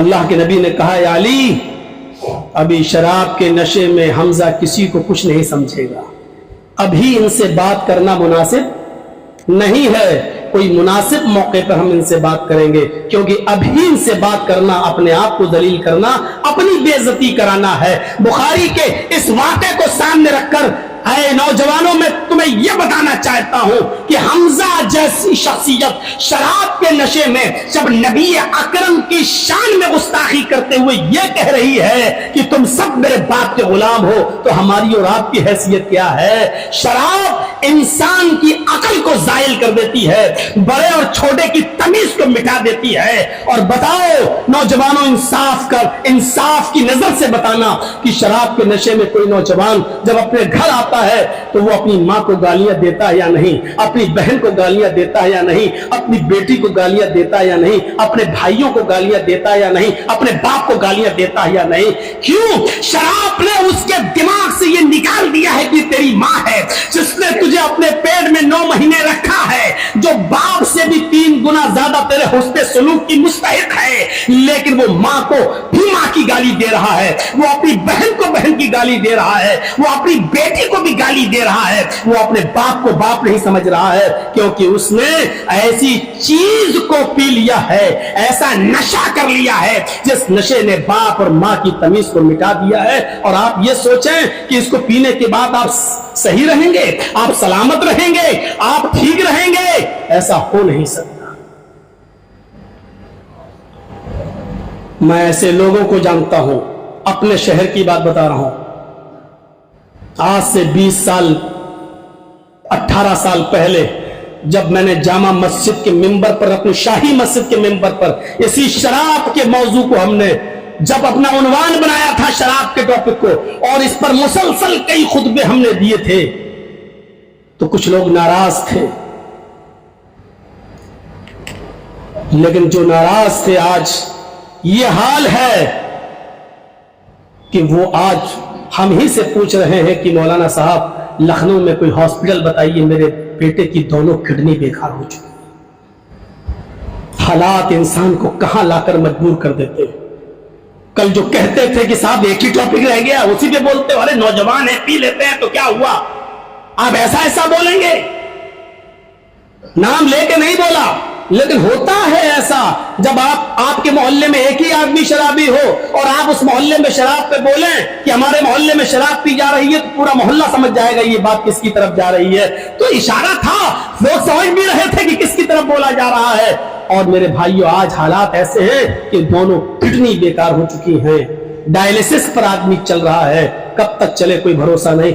مولانا صاحب کوئی ایسا آدمی تلاش کرو، پیسہ ہم دینے کے لیے تیار ہے، تو ایک کڈنی دے دے۔ کیوں صاحب؟ میں نے کسی تقریر میں کہا تھا 2 قانون ہیں، ایک قانون شریعت اور ایک قانون فطرت۔ شریعت میں معافی ہے، فطرت میں معافی نہیں ہے، لا آف نیچر میں معافی نہیں ہے، شریعت میں معافی ہے۔ آپ نے شراب پی ہے، آپ دعا کرو اللہ مجھے معاف کر دو، اللہ معاف کر سکتا ہے، لیکن نیچر معاف نہیں کرتا ہے، فطرت انسان کو معاف نہیں کرتی ہے۔ آپ نے شراب پی ہے تو آپ کی کڈنی خراب ہوگی، آپ بیڑی اور سگریٹ پیتے ہیں تو آپ کے پھیپھڑے خراب ہوں گے۔ یہ فطرت ہے، نیچر ہے، یہ فطرت ہے، نیچر جو کسی کو معاف نہیں کرتا ہے۔ میرے بھائیو، آپ اگر کسی کو گالی دیں گے تو آپ کو گالی دی جائے گی۔ آج آپ اپنے باپ کو ماریں گے تو تیار رہیے، کل آپ کی اولاد بھی آپ کو مارے گی۔ آج آپ اپنی ماں کو نکالیں گے تو تیار رہیے، کل آپ کا بیٹا آپ کو گھر سے آپ کا بیٹا آپ کو مارے گا۔ آپ اپنی ماں کو گھر سے نکالیں گے تو تیار رہیے، کل آپ کی بڑی اولاد آپ کو گھر سے نکالے گی، کیونکہ شریعت میں معافی ہے، نیچر میں معافی نہیں ہے۔ لا آف نیچر کسی کو معاف نہیں کرتا ہے، فطرت کسی کو معاف نہیں کرتی ہے، فطرت نہیں بدلتی۔ آپ سوچیں کہ ہم شراب بھی پیئیں اور ہم صحت مند رہیں، ایسا ہو نہیں سکتا ہے۔ آپ سوچیں کہ ہم کیپسٹن سگریٹ پیئیں، ہم کمانڈو سگریٹ پیئیں، ہم گولڈ فلیگ سگریٹ پیئیں، آپ کہو گے مولانا یہ نام 5 مہینے جس جگہ رہ کے آئے ہیں اس سے بھی خطرناک نام کو جان گئے ہوں گے۔ میرے بھائیو، تصور کرو یہ آپ سب پیئیں اور سوچیں کہ ہم تندرست رہیں۔ آپ بامبے میں چلے جائیے، ٹاٹا میموریل ہاسپٹل، اور وہاں جا کر دیکھیے جو کینسر کے مریض، پورا کا پورا ہاسپٹل کینسر کا، جگہ جگہ بورڈ لکھا ہوا ہے بیڑی اور سگریٹ یہ پینے والوں کا یہ گھر ہے، یہی ہے سگریٹ۔ اور ٹاٹا میموریل ہاسپٹل میں جو سروے نکل کے آیا ہے انہوں نے صاف طور پہ بتایا کہ 95% کینسر کے مریض بیڑی سگریٹ اور تمباکو کی وجہ سے ہوتے جو ہمارے ہاسپٹل میں آتے ہیں۔ میں یہ نہیں کہہ رہا ہوں کہ جو لوگ یہ نہیں پیتے ان کو نہیں ہوتا ہے، ہوتا ہے، ان کو بھی ہو جاتا ہے، لیکن اکثریت کیا ہے وہ دیکھیے آپ۔ تو میرے پیارے ساتھیوں، یہاں پر آپ اپنے آپ کو لائیے اور سوچئے شراب کی حرمت کا اعلان کب ہو رہا ہے؟ جب شراب کے نشے میں آدمی ایک دوسرے سے افضل قرار دے رہا اپنے آپ کو۔ حضرت حمزہ نے بھی کہا کہ تم سب میرے باپ کے غلام ہو، یعنی نبی اکرم جیسی شخصیت کو بھی شراب کے نشے میں کچھ نہیں سمجھا جا رہا ہے۔ آئیے مستد احمد کا وہ واقعہ بھی ہم آپ کے سامنے رکھ دیتے ہیں کہ ایک انصاری ایک نوجوان نے جو شادی شدہ تھا، اس نے شراب پی، لیکن جب شراب حرام نہیں ہوئی تھی، اس وقت کی بات ہے جب شراب حرام نہیں ہوئی تھی، اس نے شراب کو ہاتھ لگا لیا، شراب کو پی لیا۔ شراب پینے کے بعد اس کو نشہ چڑھ گیا، جب نشہ چڑھا تو بیوی اور بیٹی کے فرق کو وہ بھول گیا اور اس نے نشے میں اپنی بیٹی کا ہاتھ پکڑ لیا. جب وہ اپنی بیٹی کو کھینچنے لگا، نوجوانوں، ایک صحابی رسول شراب کے نشے میں، غور کرو، نبی کو اپنی آنکھوں سے دیکھا ہے، نبی کے اوپر وہ ایمان لایا ہے، نبی کو وہ جانتا ہے، لیکن شراب ابھی حرام نہیں ہوئی تھی، اس لیے اس نے شراب کو ہاتھ لگا لیا ہے، پی لیا ہے. اور اس نے بھی شراب کے نشے میں اپنی بیٹی کا جب ہاتھ پکڑا، بیٹی چیخنے لگی، ماں نے اس کی چیخ سن کر بھاگتے ہوئے آئی، اور جیسی وہ بھاگتے ہوئے آئی اس نے دیکھا کہ میرا شوہر میری بیٹی کو کمرے کے اندر گھسیٹ کر لے جانا چاہتا ہے. اس نے جلدی سے اپنی بیٹی کو اپنے شوہر کے چنگل سے چھڑایا اور شوہر کو دھکا دے کر کمرے کے اندر بند کر دیا. جب اس کا نشہ اتر گیا تب دروازہ کھولا، اور جب وہ باہر نکلا تو چپل سے اور جوتی سے وہ اپنی بیوی کو پیٹنے لگا. مار مار کے جب تھک گیا تو بیوی نے کہا اگر اور مارنا ہو تو یہ دوسری چپل بھی موجود ہے، لے لیجئے. پھر اس نے جلدی سے اپنی بیوی کو اپنے سینے سے اپنے گلے سے لگایا اور کہا میری بیوی تم مارنے کی وجہ سمجھتی ہو، تم نے مجھے کمرے میں بند کر دیا تھا اس لیے میں نے تمہیں پیٹا. اس نے کہا میرے شوہر تم بھی بند کرنے کی وجہ سمجھتے ہو، تم نے آج شراب پی رکھی تھی.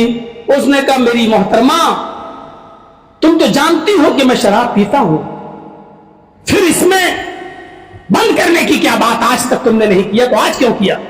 کہا کہ آج تم نے زیادہ ہی پی رکھی تھی. شوہر نے کہا کہ کبھی کم کبھی زیادہ یہ تو ہوتا ہی رہتا ہے، کوئی ناپ تول تو ہے نہیں. کہا نہیں میرے پیارے شوہر، آج تم نے کچھ اتنی زیادہ پی رکھی تھی کہ آج شراب کے نشے میں ایسے دھتے کہ بیٹی اور بیوی میں فرق نہیں کر پائے. اس نے کہا کیا ہوا؟ سیریس؟ ہم تو سیریس ہونے کا نام ہی نہیں لیتے. سیریس کیا ہوا؟ کہا ایسا ایسا ہوا کہ تم نے اپنی بیٹی کا ہاتھ پکڑا اور اس کو گھسیٹنے لگے، کمرے میں لے جا رہے تھے، اگر وہ چیخی نہ ہوتی اور اس کی آواز میرے کانوں تک نہ گئی ہوتی اور میں وقت پر نہ آئی ہوتی تو تم میری بیٹی کی عزت کو تار تار کر دیتے. کہا اللہ یہ میں کیا سن رہا ہوں، کاش ان جملوں کو سننے سے پہلے زمین پھٹ جاتی، میں زمین کے اندر دھس جاتا. اب میں اپنی بیٹی کے سامنے کون سا چہرہ لے کر جاؤں؟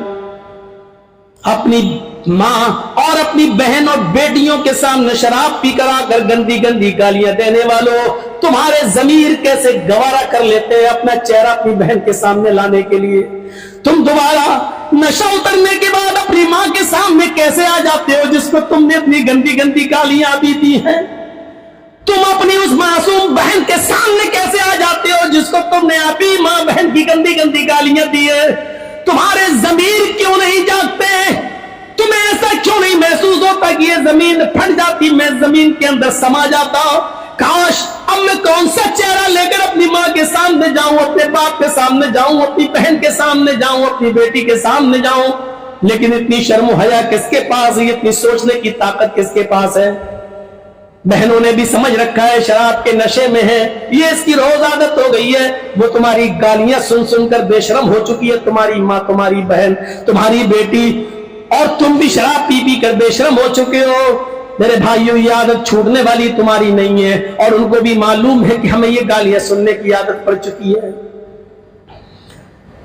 ورنہ سوچو کہ گالی کیسے نکل جاتی ہے. خانہ کعبہ کا طواف کرتے ہوئے ایک شخص اپنی ماں کو اپنی پیٹھ پر لاد کر، جو آنکھوں سے اندھی تھی، پیروں سے لنگڑی تھی، دانت نہیں تھے منہ میں، جو اپنی ماں کی کپڑے دھلتا تھا، اپنی ماں کے پیشاب و پائخانے کو بھی وہ صاف کرتا تھا، اس کو اپنی پیٹھ پر لاد کر وہ طواف کرا رہا ہے. اور حضرت عمر فاروق سے ٹکرا جاتا ہے، کہتا امیر المومنین کیا اب بھی میری ماں کا حق ادا نہیں ہوا؟ یہ میری ماں ہے جو آنکھوں سے اندھی ہے، پیروں سے لنگڑی ہے، دانت نہیں ہے منہ میں، کھانا میں بنا کر کھلاتا ہوں، اس کی پیشاب اور پائخانہ اس کا میں صاف کرتا ہوں، اس میں طواف کی خواہش ظاہر کی، میں اپنی پیٹھ پر لاد کر اس کو لایا ہوں. اے امیر المومنین کیا میں نے ابھی بھی اپنی ماں کا حق ادا نہیں کیا؟ حضرت عمر فاروق ہنستے ہوئے کہتے ہیں تم اپنی ماں کے حق کی بات پوچھتے ہو، تمہاری ماں جب تمہیں جن رہی تھی، تمہاری ماں جب تمہیں پیدا کر رہی تھی، جب تم اپنے ماں ماں کے بطن سے اس کے پیٹ سے باہر آ رہے تھے, پیدا ہو رہے تھے, اور درد زہ سے جب تمہاری ماں چیخ رہی تھی, چلا رہی تھی, جب تم اپنے ماں کے پیٹ سے باہر آ رہے تھے اور اس کے منہ سے جو پہلی آواز نکلی, جس درد سے وہ تمہیں جن رہی تھی, پیدا کر رہی تھی, اس کے منہ سے جو پہلا لفظ, پہلی آہ نکلی, ابھی تو نے اپنی ماں کی اس پہلی آہ کا بھی حق ادا نہیں کیا. تو پوچھتا ہے کہ میں نے اپنی ماں کی پوری زندگی کا حق ادا کر دیا یا نہیں کیا؟ ابھی تو نے اپنی ماں کی اس پہلی آہ کا بھی حق ادا نہیں کیا. جس کا مقام, جس کا مرتبہ اتنا بلند ہو, اس کو تم شراب کے نشے میں کیسے ماں بہن کی گالیاں دے دیتے ہو اور کیسے گوارا کر لیتے ہو؟ اس کے سامنے اپنا شراب پیا ہوا تھوتھڑا اور تھوپڑا اس کے سامنے لانے کے لیے کیسے تمہارے ضمیر گوارا کر لیتے ہیں. یہ کہتا ہے کہ اللہ, یہ زمین پھٹ جاتی ہے اور میں زمین کے اندر دھس جاتا, میں اپنا کون سا چہرہ لے کر اپنی بیٹی کے سامنے جاؤں؟ پھر اس نے گھر میں رکھی ہوئی شراب کی ساری بوتلوں کو توڑ دیا. نوجوانوں یاد رکھنا, مسند احمد کی روایت یاد رکھنا, اس نے شراب کی ساری بوتلوں کو توڑ دیا. شراب حرام نہیں ہوئی ہے ابھی بھی, لیکن شراب کی بوتلوں کو توڑ رہا ہے اور کہہ رہا ہے الہ العالمین, آج میں تجھے گواہ بنا کر کہتا ہوں, آج کے بعد میں شراب کو ہاتھ نہیں لگاؤں گا. آئے اللہ, آج میں تجھے گواہ بنا کے کہتا ہوں کہ میں شراب کو ہاتھ نہیں لگاؤں گا. میری بیوی موجود ہے, یہ گواہ ہے, میں تیرے عزت و جلال کی قسم کھا کے کہتا ہوں, آج کے بعد میں شراب کو ہاتھ نہیں لگاؤں گا, شراب نہیں پیوں گا. نوجوانوں, جب شراب حرام نہیں ہوئی تھی, ایک غلطی کر بیٹھا ایک آدمی, اس غلطی کا احساس دیکھو. اس آدمی نے, اس صحابی نے شراب کی ایسی توبہ کی ہے کہ اپنی بیوی کو گواہ بنا کے رب کے عزت و جلال کی قسم کھا کے کہہ رہا ہے کہ میں شراب کو ہاتھ نہیں لگاؤں گا. جب حرام نہیں ہوئی تھی تو لوگ اس کا نقصان دیکھ کر اس کو چھوڑ دیا کرتے تھے. ہمارے نبی نے تو اس کو حرام کر دیا ہے. شراب بطور دوا کے بھی استعمال نہیں کر سکتے ہو. حضرت عمر فاروق رضی اللہ تعالیٰ عنہ نے کہا الخمر داء لیس بدواء, شراب خود ایک بیماری ہے, یہ خود ایک بیماری ہے, یہ دوا نہیں ہو سکتی ہے. جب شراب خود ایک بیماری ہے تو بیماری سے بیماری کا علاج نہیں ہوتا ہے, ناپاکی سے ناپاکی کا علاج نہیں ہوتا ہے, پیشاب سے کپڑا نہیں دھلا جاتا ہے, گندے اور ناپاک پانی سے کپڑا پاک نہیں ہوتا ہے. شراب خود ایک بیماری ہے, اس سے کوئی دوسری بیماری صحیح نہیں ہو سکتی ہے. بیماری سے بیماری صحیح نہیں ہوتی ہے میرے بھائیوں. اسی جیسے ناپاکی سے کپڑا صاف نہیں ہوتا ہے, پیشاب سے کپڑا نہیں دھلا جا سکتا ہے, ایسے ہی شراب سے آپ بیماری دور کریں گے نہیں. آپ کو تھوڑی دیر کے لیے ریلیکس تو مل جائے گا, سکون تو مل جائے گا, لیکن اتنی دیر میں آپ کے پھیپھڑوں پر کیا اثر ہوگا, آپ کی کڈنی پر کیا اثر ہوگا, آپ اس کو نہیں جانیں. صحابہ کرام نے مٹکوں کے مٹکے پھوڑ دیے, توڑ دیے. ہم سے تو سگریٹ نہیں چھوٹتی, وہ شراب چھوڑ دیے. اور رمضان کے مہینے میں کسی طرح کوشش کرتے ہیں صبح سے لے کے شام تک چھوڑنے کی, تو امام صاحب کو گالی دیتا ہے آدمی, برا سمجھتا ہے. جب وہ مغرب میں اگر تھوڑی سی لمبی سورت پڑھا دیں, کمینے دن بھر کا بھوکے تھے, ابھی افطار کر کے لت لگی ہوئی ہے بیڑی سگریٹ کی, اور آپ یقین ماننا افطار کے بعد نماز پڑھ کے مسجد کے باہر نکلے گا, گھر میں کھانا نہیں کھائے گا, سب سے پہلے باہر نکل کے ہی وہ بس دھواں نکالنا شروع کر دے گا, سگریٹ اور بیڑی پینا شروع کر دے گا. میرے بھائیوں, آپ اس کو کیا سمجھ رہے ہیں؟ یہ اسی کے قبیل سے ہے, اسی کے. یہ الگ بات ہے کہ شراب, بیڑی, سگریٹ سب کی الگ الگ نوعیتیں ہیں, لیکن اس کا یہ مطلب نہیں ہے کہ آپ اس کو جائز قرار دے دیں گے. نہیں, آپ کو میں ایک ایسا واقعہ بتانے جا رہا ہوں, اس واقعے کو آپ سنیں گے تو عبرت حاصل کریے گا. چلیے, وہ واقعہ ہے حضرت قدامہ ابن مظعون کا. بہت مشہور صحابی گزرے ہیں اور بہت لمبی عمر پائے ہیں. یہ واقعہ ضرور سنیے آپ. قدامہ ابن مظعون رضی اللہ تعالیٰ عنہ نے بڑی لمبی عمر پائی. یہ نبی اکرم کا بھی زمانہ دیکھے, یہ حضرت ابو بکر صدیق کا بھی زمانہ دیکھے, حضرت عمر فاروق کا بھی زمانہ انہوں نے دیکھا. حضرت عمر فاروق کے زمانے میں یہ کافی بوڑھے ہو چکے تھے, ان کی عمر 80-90 को भी क्रॉस कर चुकी थी, काफी बूढ़े हो चुके थे ये। कुदामा इब्न मज़ून, साहबी का नाम याद रखिएगा, कुदामा इब्न मज़ून अपने बेटों से कहते थे कि चलो मुझे सहारा दो, और बेटे जब उनको सहारा देते थे तो उनके कांधे पर हाथ रखकर ये मस्जिद में जाया करते थे नमाज पढ़ने के लिए। एक दिन कुदामा इब्न मज़ऊन रज़ी अल्लाह ताला अन्हु को, हजरत कुदामा इब्न मज़ऊन रज़ी अल्लाह ताला अन्हु को रात में शदीद दर्द हुआ और दर्द ने उनको बेचैन कर दिया, दर्द ने बेचैन कर दिया।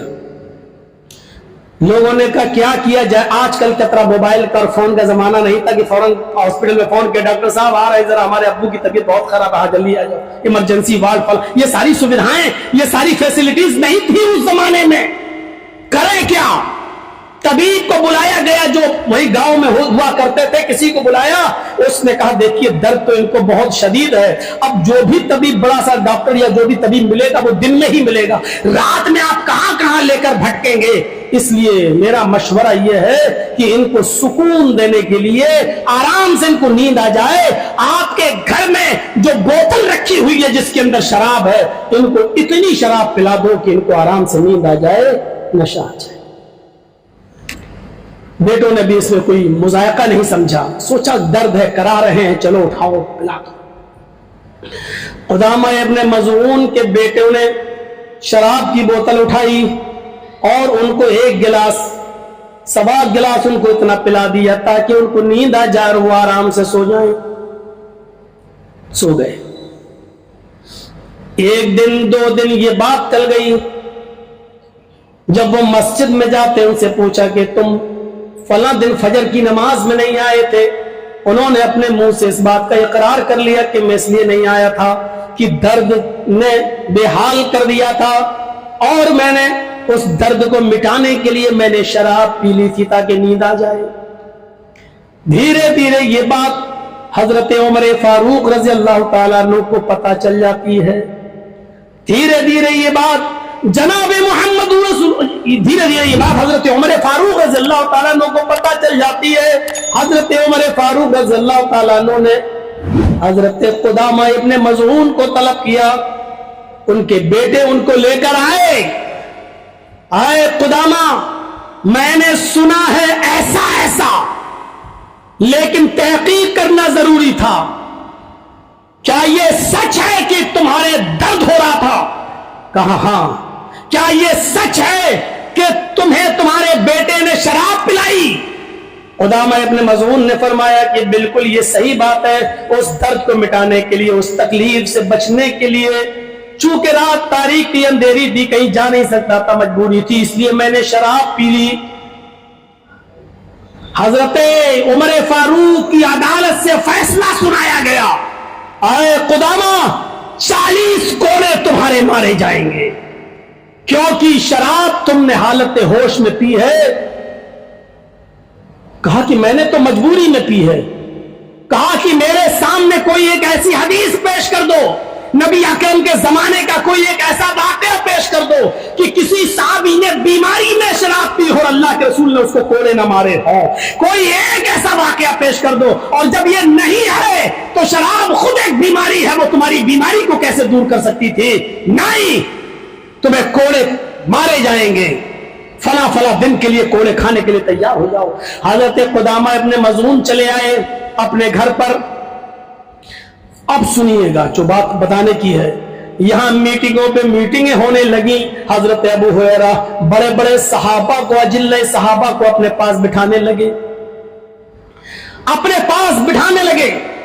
अल-इसाबा में हाफिज इब्न हजर रहमतुल्लाह अलैह नकल करते हैं कि बड़े बड़े सहाबा को हजरत अबू हुरैरा उनकी मीटिंग करने लगे और उनसे मशवरा करने लगे कि एक बूढ़ा आदमी है जिसकी उम्र 90 साल से ज्यादा क्रॉस कर चुकी है, जो इतना बुजुर्ग हो चुका है कि मस्जिद में नमाज पढ़ने भी जाता है तो अपने 2 बेटों के कांधों पर हाथ रखकर उनके सहारे से मस्जिद में जाता है। हजरत उमर फारूक उस बूढ़े आदमी को 40 कोड़े मारेंगे? ये कहां की इंसानियत है? सारे लोगों ने फिर एक मीटिंग की, उसमें हजरत उमर फारूक को बुलाया, حضرت امیر المومنین آتے ہیں اور سارے صحابہ کی باتیں سنتے ہیں. سننے کے بعد کہتے ہیں کہ تم نے مشورہ دیا ہے کہ قدامہ ابن مظعون کو چھوڑ دیا جائے, ان کی اس بڑھاپے کی زندگی کو دیکھا جائے اور ان کو یہ دیکھا جائے کہ انہوں نے کس مجبوری میں پیا ہے. حضرت عمر کہتے ہیں کہ آئے میرے ساتھیوں, تمہارے اس مشورے سے میرے اوپر کوئی فرق نہیں پڑتا ہے جب تک کہ تم مجھے اس بات کی دلیل نہیں دو گے کہ اللہ کے رسول صلی اللہ علیہ وسلم نے مجبوری میں کسی کو شراب پینے کی اجازت دی ہو. بتائیے کیا ہے؟ کوئی دلیل نہیں دے سکا. حضرت عمر فاروق فرماتے ہیں اب میں اپنے آنکھوں کے سامنے ان کو کوڑے لگواؤں گا, اور اس لیے لگواؤں گا کہ کل قیامت کے دن اللہ رب العالمین اگر کہیں مجھ سے سوال کر لے کہ یہ مقدمہ تیری عدالت میں آ گیا تھا, پھر تو نے ان کے اوپر حد جاری کیوں نہیں کی, اور اگر میں ان پر رحم کرتوں تو کہیں مجھے عدل و انصاف کے خلاف کہیں فیصلہ کرنے پر یا ہمیں حد نہ جاری کرنے پر کہیں اللہ مجھے جہنم میں داخل نہ کر دے. اب حد جاری ہو کر رہے گی, مجھے حد جاری کرنے سے کوئی نہیں روک سکتا. قدامہ ابن مظعون کو لایا گیا, 90 سال کے اس بزرگ کو لایا گیا. حضرت عمر فاروق نے 40 کوڑے ان کے اوپر بھی لگوائے اور اپنی آنکھوں کے سامنے لگوائے, اور 4 جلادوں کو متعین کیا. ایک سے کہا 10 کوڑے تم مارو گے پھر ہٹ جاؤ گے, دوسرے سے کہا تم 10 کوڑے مارو گے تم ہٹ جاؤ گے. 4 جلادوں نے 10 کوڑے مارے, 40 کوڑے حضرت قدامہ ابن مظعون کو مارے گئے. قدامہ ابن مظعون کا جسم لہو لہان ہو گیا, ان کے پیشاب کے راستے سے بلڈ آنا شروع ہو گیا. پھر ان کو گود میں ان کے بچے لائے, اور اس کے بعد ان کے بچوں نے قدامہ ابن مظعون کو بستر پر رکھا, لٹایا. اس کے بعد حضرت قدامہ ابن مظعون کا خود بیان ہے کہ جب تک میری زندگی رہی ان کوڑوں کے کھانے کے بعد میں مسجد میں جانے کے لائق نہیں رہ گیا. پھر جتنی بھی نمازیں میں نے پڑھی وہ بیٹھ کے پڑھی اور اپنے بستر پر پڑھی, اس لیے کہ ان کوڑوں کے بعد میرے اندر اتنی طاقت نہ رہی کہ میں بستر سے اٹھ سکوں اور میں جا سکوں. مجھے بتانا صرف اتنا ہے میرے بھائیوں کہ یہ شراب اتنا بڑا جرم ہے کہ اس جرم کو دیکھتے ہوئے اس حضرت عمر فاروق نے اس 90 سال کے بوڑھے کو بھی نہیں بخشا, اور انہوں نے بھی بیماری میں مجبوری میں یہ یوں کہہ لو کہ سکون کے لیے انہوں نے شراب پی لی تھی کہ مجھے نیند آ جائے, لیکن 40 کوڑے ان کے اوپر بھی مارے گئے, ان کو بھی پڑے, اور اس کی وجہ سے ان کے پیشاب میں بلڈ آنے لگا. وہ بستر پر لیٹے رہے, اس کے بعد ان کی آخری نماز بھی اسی بستر پر رہی, آخری سانس اسی بستر پر رہی. میرے بھائیوں, یہ نوجوان نسل ان واقعات کو سننے کے بعد کیسے شراب کا گھوٹ اتار سکتی ہے جبکہ اس کی نسبت اسلام سے جڑی ہوئی ہو, مسلمان سے جڑی ہوئی ہو, قرآن سے جڑی ہوئی ہو, اس کے رسول جناب محمد رسول اللہ سے جڑی ہوئی ہو, اپنے آپ کو نبی کا امتی کہے, اپنے آپ کو اسلام کا ماننے والا کہے, اپنے آپ کو قرآن کا شیدائی کہے, اپنے آپ کو مسلم کہے, اور شراب پیے, بیڑی سگریٹ اور تمباکو کھائے, نشہ آور چیزیں استعمال کرے. میرے پیارے ساتھیوں, ذرا تصور کرو کہ کیسے وہ برداشت کر سکتا ہے کہ اپنی نسبت اسلام سے بھی رہے اور یہ ساری کی ساری چیزیں وہ استعمال بھی کرتا رہے, اسلام پر بھی فرق نہ پڑے, اس کے مسلمان ہونے پر بھی فرق نہ پڑے. یہ تمام چیزیں ہیچ ہے, نہیں ہونی چاہیے. ابھی وہ صحابی کا واقعہ سنے نا, جس نے نشے کی حالت میں اپنی بیٹی کا ہاتھ پکڑ لیا تھا اور اللہ کے نبی صلی اللہ علیہ وسلم نے کہا, وہ ترمذی کی روایتیں آپ کے سامنے آئی ہوں گی کہ اللہ کے نبی نے فرمایا تھا کہ میری امت اور بنی اسرائیل ایک ہی دروازے سے داخل ہوگی, کوئی فرق نہیں ہوگا ان دونوں کے درمیان. بنی اسرائیل اور میری وہی زمانہ میری امت پر بھی آئے گا جو بنی اسرائیل پر آیا تھا.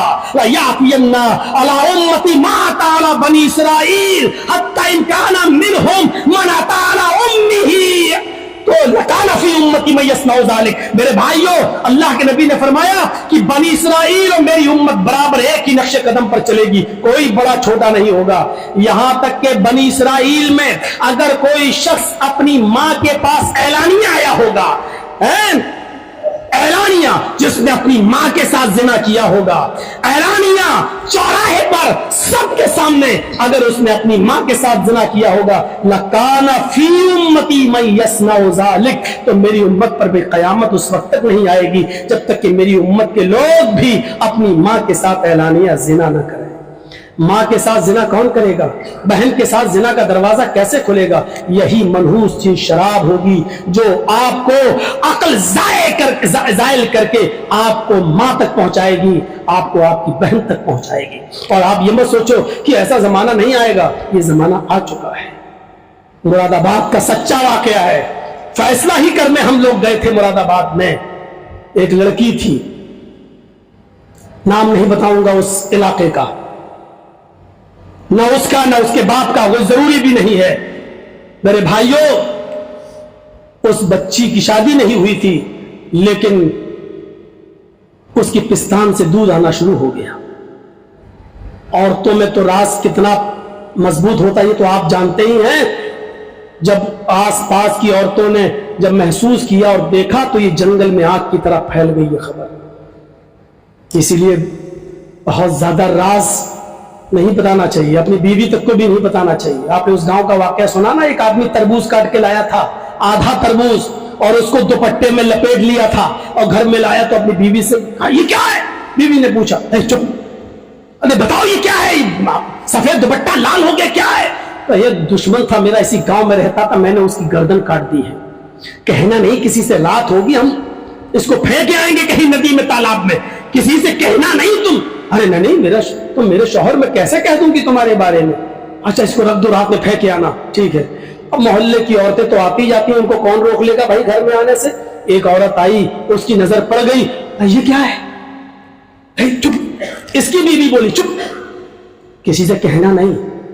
چپ چپ کیا ہے؟ ارے میرا آدمی کسی کی گردن کاٹ کے لایا، رات ہوگی تو پھینکے گا، تو کسی سے کہنا نہیں۔ مغرب کی اذان بعد میں ہوئی، پولیس پہلے آ گئی اس کے گھر پر، پورے گھر کی تلاشی لی، بتاؤ کون آدمی مارا گیا، کون آدمی کیا ہوا، کس کی قتل کر گیا؟ اس نے ہنستے ہوئے کہا صاحب قتل وتل کسی کا نہیں کیا، اس دوپٹے میں تربوز ہے دیکھ لیجیے آپ۔ اس نے اٹھایا، پھر کیا ہوا؟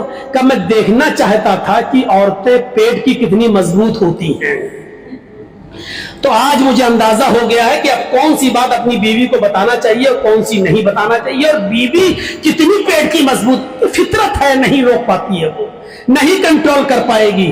میرے پیارے ساتھیوں، ذرا تصور کیجیے آپ، یہ اس عورت کا جب اس بچی کے جب دودھ آیا، پستان سے آنا شروع ہوا تو محلے میں آگ لگ گئی، اور جب اس کو مجبور کر کے وہاں کے سرپنچ نے پوچھا تو اس لڑکی نے بتایا اس کا دوشی، اس کا ذمہ دار میرا باپ ہے، اس کا ذمہ دار میرا باپ ہے۔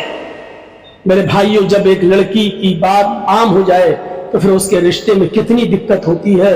پھر ہم اور جماعت کے کچھ لوگوں نے مل کر اس لڑکی کا رشتہ کہیں کروایا، لیکن بھائی جس طریقے کا رشتہ چاہیے تھا اس طریقے کا نہیں مل پایا۔ لڑکی جو بیچاری 17-18 سال کی تھی، اس کو پھر 35-38 سال کا لڑکا ملتا ہے، اور مجبوری میں کرنا پڑا کیونکہ پھر کوئی کرنے کے لیے تیار نہیں تھا۔ یہ تھا کہ جس کے باپ نے جس کی عزت سے کھیلا ہو، پھر وہ جتنی برائیاں ہوتی ہیں میں اس طرف اب کیا لبکشائی کروں میرے بھائیوں، پھر بات بڑھ جائے گی، کیونکہ ہر بیٹی ایسی نہیں ہوتی ہے۔ عورتوں کی جو عزت، جو سمان، جو وقار اسلام کے اندر محفوظ ہے وہ کسی دوسرے مذہب کے اندر نہیں۔ عورتوں کے بارے میں پھر الگ ٹاپک ہو جائے گا۔ میں میرے بھائیوں 10 منٹ رہ گئے ہیں، 9 بجنے میں 9 منٹ، میرے بھائیوں اس سے آگے ہم اور نہیں پڑھ پائیں گے۔ نوجوانوں، میں پھر آپ سے کہنا چاہتا ہوں کہ یہ جو ہے ماں بہن بیٹیوں کی عزت سے کھیلنے کے لیے یہ شراب ہمیں مجبور کرے گی، اس کو چھوڑیے۔ اور بیڑی سگریٹ پان تمباکو، ان سے بھی ہمارے سامنے تو کوئی آدمی بیڑی بھی پی لے اور اس کا دھواں بھی آ جائے تو ہم کو چکر آ جاتا ہے۔ ایک آدمی گل کر رہا تھا میرے بھائی اور ہمیں چکر آنے لگا۔ میرے بھائیوں، بہت سے لوگ کیسے کر لیتے، کیسے برداشت، یہ ساری کی ساری چیزیں غلط ہیں، نہیں پینا چاہیے، حرام ہے۔ ہم ان کو مکروہ نہیں کہہ رہے ہیں، کلی طور پر کہہ رہے ہیں کہ حرام ہے۔ یہ مکروہ کوئی چیز ہی نہیں ہے، حرام مکروہ تو پھر حلال ہو گئی ہے۔ مکروہ کا مطلب کیا؟ دل چاہے تو کھا لو، نہ چاہے تو چھوڑ، پھر تو حلال ہو گئی ہے وہ چیز، وہ تو حلال ہو گئی۔ آپ کے دل پر، ہمارے دل پر اسلام نہیں اترا ہے کہ جو آپ کا دل چاہے وہ کر لو۔ ایک بار ہمارے نبی نے کہہ دیا تھا اپنی بیوی، جب بیویوں نے صلاح مشورہ کر کے کہا آپ کے منہ سے مغافیر کی بدبو آ رہی ہے، تو اللہ کے رسول نے کہا اچھا آج کے بعد میں شہد نہیں پیوں گا, شہد مجھ پر حرام, میں نہیں پیوں.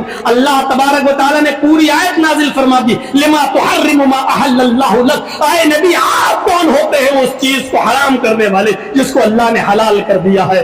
کسی بھی حرام کو حلال نبی بھی نہیں کر سکتا, کسی حلال کو حرام نبی بھی نہیں کر سکتا.